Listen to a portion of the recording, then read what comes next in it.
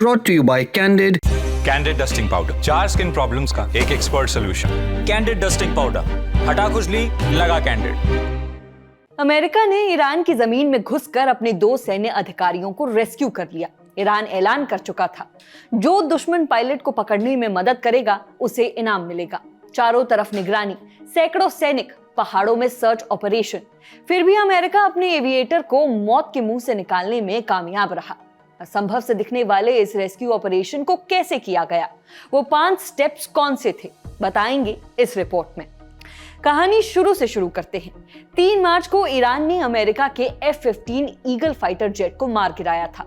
Jet गिरने के बाद दोनों क्रू मेंबर्स ने इजेक्ट कर लिया था, जिसके बाद पायलट को जल्दी बचा लिया गया, लेकिन वेपन्स ऑफिसर ईरान की जमीन पर फंस गया। रिपोर्ट्स के मुताबिक वेपन्स सिस्टम ऑफिसर के पास सिर्फ एक रेडियो, एक ट्रैकिंग बीकन और एक हैंडगन थी। एयरक्राफ्ट से निकलने के बाद एयरमैन 7000 फीट ऊंची पहाड़ी चढ़ा और पहाड़ की एक दरार में छिप गया। वो लगातार बीकन सिग्नल और सिक्योर कम्युनिकेशन का इस्तेमाल करता रहा ताकि यूएस आर्मी उसे ट्रैक कर सके। ईरान की पूरी कोशिश थी कि यूएस आर्मी का वो वेपन्स ऑफिसर बचकर वापस ना लौट पाए। इसीलिए ईरानी अधिकारियों ने स्थानीय लोगों से सुरक्षा बलों के साथ मिलकर एयरमैन की तलाश करने की अपील की।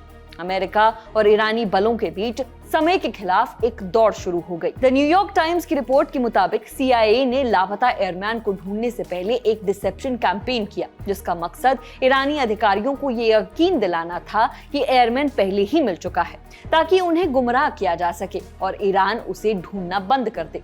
अमेरिकी अधिकारियों को वेपन्स ऑफिसर की सटीक लोकेशन के बारे में पता नहीं था, लेकिन उन्हें यह जानकारी थी कि वो अपनी इजेक्शन सीट के गिरने वाली जगह से आगे बढ़ चुका था और वो घायल था। ब्रेक थ्रू मिला अमेरिकी खुफिया एजेंसियों से। CIA ने एडवांस सर्विलेंस तकनीकों का इस्तेमाल करते हुए एयरमैन की लोकेशन का पता लगाया, जो भूसे के ढेर में सुई ढूंढने जैसा था। जैसे ही एयरमैन का पता चला, एजेंसी ने तुरंत पेंटागन और व्हाइट हाउस को जानकारी दी और फिर अमेरिकी सेना काम में जुट गई। अमेरिकी कमांडोज उस जगह तक पहुंचे जहां वेपन्स ऑफिसर छिपा हुआ था और रेस्क्यू साइट से ईरानी बलों को दूर रखने के लिए फायरिंग करते रहे। इससे पहले कि ईरानी बल उस जगह के करीब पहुंचते, अमेरिकी सेना घायल वेपन्स ऑफिसर को रेस्क्यू कर विमानों के जरिए ले गई। इस ऑपरेशन में दर्जनों विमान और सैकड़ों स्पेशल ऑपरेशन सैनिक शामिल थे, जिनमें नेवी सील टीम 6 के कमांडो भी थे। यही टीम 2011 में ओसामा बिन लादेन को मार गिराने वाले ऑपरेशंस के लिए जानी जाती है। हिंदुस्तान टाइम्स की रिपोर्ट के मुताबिक एक वक्त ऐसा भी आया जब ये मिशन लगभग फेल होने वाला था। ईरान के अंदर गए अमेरिका के 2 विमान खराब हो गए। कमांडरों ने रेस्क्यू के लिए 3 नए विमान भेजे, मगर खराब हुए विमानों को जमीन पर ही नष्ट कर दिया गया ताकि वे ईरानी हाथों में न पड़े। अमेरिका के राष्ट्रपति डोनाल्ड ट्रंप ने इस मिशन को लेकर एक्सियोस से बात की है। जेट गिरने के बाद पायलट ने रेडियो पर एक मैसेज भेजा था। वो मैसेज था power to be God. Trump ने एक्सियोस को बताया कि ये सुनकर शुरुआत में तो अमेरिकी अधिकारियों को इस पर शक हुआ। उन्हें लगा कि कहीं अमेरिकी सेना को उलझाने के लिए ईरान फर्जी सिग्नल तो नहीं भेज रहा। कुछ समय तक अमेरिकी अधिकारी डाउट में रहे कि पायलट शायद ईरानी कब्जे में है और उसकी लोकेशन के नाम पर गलत जानकारी भेजी जा रही है।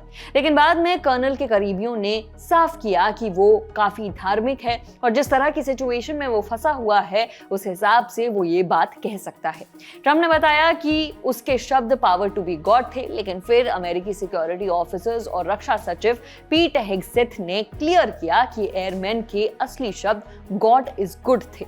पीट हेग्सेथ ने भी यही शब्द सोशल मीडिया पर पोस्ट किए हैं।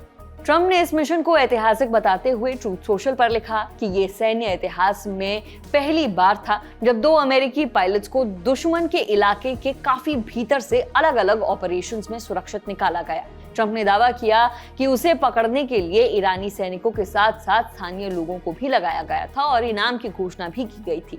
ऐसे में पायलट के लिए हर पल खतरा बना हुआ था। अमेरिकी सेना ने सैटेलाइट सर्विलेंस सिस्टम और बीपिंग सिग्नल के जरिए उसकी लोकेशन ट्रैक की, लेकिन जमीन पर स्थिति मुश्किल थी क्योंकि इलाके में सैकड़ों IRGC सैनिक एक्टिव थे।